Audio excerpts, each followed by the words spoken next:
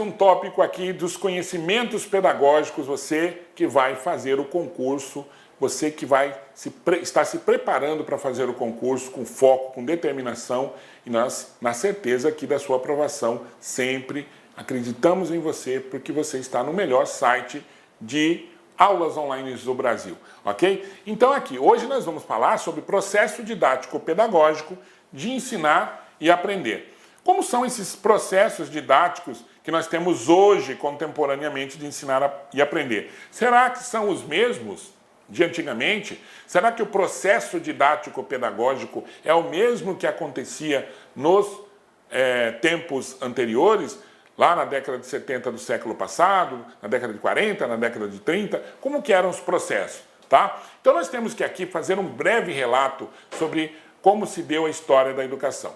Então, na Idade Média, nós tínhamos um sistema baseado no teocentrismo. Depois da Idade Média, nós temos os burgueses incentivando a Revolução Francesa, a Revolução Industrial chegando, uma nova metodologia na cultura do mundo, pessoas saindo do campo, indo para a cidade, as cidades todas se aumentando de tamanho, cidades que eram pequenas passaram a ser grandes, e aí todo o sistema educacional voltado para a formação, na Idade Moderna, de um homem útil na sociedade. Então a sociedade moderna, constituída das fábricas, das pessoas que tinham dinheiro, da burguesia endinheirada, da burguesia que queria ganhar mais dinheiro, precisava então de pessoas que fossem trabalhar nestas cidades.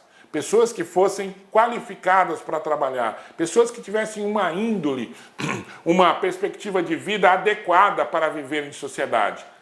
Quem foi o responsável, quem era o responsável nesta perspectiva em formar esse cidadão? A escola. Então a escola, ela é um elemento dentro da cadeia produtiva ou dentro de um estado funcional, dentro de uma organização social funcional. E eu estou dizendo aí, quando eu falo funcional, eu me remeto a um autor chamado Émile Durkheim.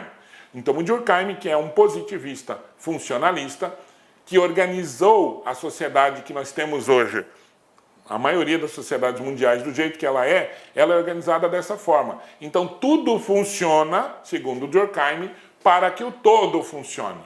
Então as pessoas individualmente, junto das suas organizações e todas as instâncias sociais, são mecanismos, engrenagens, como diz Durkheim, que funcionam para que o todo funcione. E a escola representa um momento dentro dessa organização funcionalista, né? Não estou dizendo que eu concorde, nem quero que você concorde, eu quero que você veja que é assim, infelizmente ou felizmente, não sei qual a sua concepção sociológica de educação ou da sociedade, enfim. Tá? Então, acontece que essa sociedade funcionalista tem uma escola que é uma engrenagem dentro desse processo social e que cumpre a função de preparar o indivíduo para agir socialmente. Então, em determinados momentos históricos, da história da educação e da história do homem, nós temos uma sociedade que funciona de determinada forma.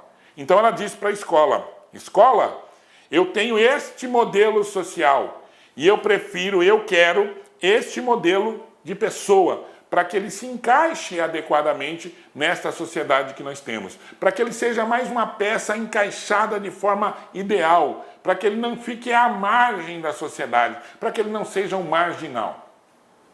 Correto? E aí eu vou educar esta pessoa neste sentido. Por isso que no decorrer do planejamento, da história da educação, que planejamento? Da história da educação, nós vamos ter tipos de educação diferentes. Nós vamos ter processos pedagógicos e didáticos de ensinar e aprender diferentes. Por exemplo, no início lá da educação contemporânea, nós tínhamos um professor que era um professor que sabia do conteúdo. Tá? Então ele é representado por uma boca enorme. É o professor que fala o conteúdo, que transmite o conteúdo, que dá aulas expositivas no quadro, mostrando como é o conteúdo. E o aluno representado por uma orelha gigante, uma orelha grande, que é o aluno passivo, que recebe este conteúdo de forma passiva. Uma evolução depois diz respeito à escola nova, em que não é mais o professor o protagonista. Agora, neste momento histórico, é o aluno o protagonista. Por quê? Porque necessariamente a escola precisava formar um cidadão diferente em função da sociedade que tinha se organizado de maneira diferente. Evoluiu a sociedade. Precisava de um aluno que pensasse, que falasse, tá? Então a concepção de educação naquele momento era essa. A escola também, ela vai passar por um momento de transformação, principalmente no Brasil, a partir de 64. Veja, em 64 qual é o momento histórico? Os militares entrando no poder e transformando a sociedade numa sociedade diferente do modo que eles pensavam, que poderia ser, claro, com outros interesses. Não vamos entrar no mérito histórico aqui, porque não dá tempo. Tá? Então, os militares entram no poder e precisam de um aluno adaptado às condições sociais e históricas daquele momento. Então, naquele momento, eu precisava de um aluno. Quer dizer, a sociedade precisava de um aluno em função da ideologia que os militares incorporaram à sociedade, que era um cara que trabalhasse, que fosse formado para trabalhar, mas que não necessariamente pensasse muito. Tinha que pensar pouco. Como é que eu faço isso? Então, eu monto uma nova LDB, em 1971, foi colocada uma LDB pensada, instituída, uma LDB que foi chamada 5692 de 1971, que foi chamada de tecnicista. Então, iniciamos a era do tecnicismo. Preciso de pessoas que trabalhem muito, que apertem parafuso, mas que não pensem bastante. Qual o modelo de educação que eu posso? Vou escolher o behaviorismo. Vou escolher uma perspectiva de estímulo-resposta. Tá? Muito usado para adestramento de animais. O Skinner fazia muito, que é o pensador dessa perspectiva, um dos, né? Ele fazia muito experimento com animais. Então, tem um experimento do Skinner que é o seguinte: uma placa desce, eu tenho um pombo, e eu estou segurando na cabecinha do pombo. Desce uma placa dizendo bique. Aí eu vou falar para o pombo, ô pombo, bica, ele vai, não vai entender. Então o que eu faço? Eu pego a cabecinha do pombo e pum, faço ele bicar na marra. Dou um alimento para ele e coloco ele para ficar 3 dias sem comer. Depois de 3 dias eu faço o mesmo processo. Desce a placa, bique, eu faço ele bicar na marra, e faço esse procedimento várias vezes. Vai chegar um momento que eu coloco o pombo, a placa vai descer bique. O que ele vai fazer? Ele vai lembrar de como foi feito, vai lembrar que depois que bica, ele vai cair um alimento, então ele vai fazer esse processo de maneira mecânica. Tá? Então ele bica, desce o alimento, ele come o alimento e vai para a sua casinha. Certo? Então a educação era feita mais ou menos disso. E vocês devem lembrar, eu sempre dou esse exemplo porque passei por isso. Aqueles questionários, tá? Tem professor que ainda dá questionário hoje? Tem ou não? Tem. Do mesmo jeitinho. Então, olha só. O professor passava 20 questões, 100 questões, 40 questões, um número de questões. Dessas 100, ele dizia, olha, vou escolher 10 desta para cair na prova. Vai cair na prova. Então, estudem. E você ficava lá estudando. O que é sílaba tônica? Sílaba tônica é a sílaba mais forte. O que é a sílaba tônica? Aí caía lá. O que é a sílaba tônica? Você colocava, é a sílaba mais forte. Certo? Aí se eu te pergunto, o que é a sílaba tônica? A sílaba mais forte. Por quê? Não sei, mas que é a mais forte, é a mais forte. Pronto, era simples assim. Tá? Então era estímulo, resposta. Isso fazia com que a pessoa tivesse o conteúdo, soubesse principalmente para o ensino técnico, que daí foi instituída uma escola, 2 escolas, né, chamada escola dualista, princípio da dualidade. O filho do pobre ia direcionado para a escola técnica. O filho do rico, que podia pagar, ia para o propedêutico. Tá? Porque o número de escolas de propedêutico na escola pública era muito pouca. Você tinha 20 salas, 2 de propedêutico e o resto de ensino técnico.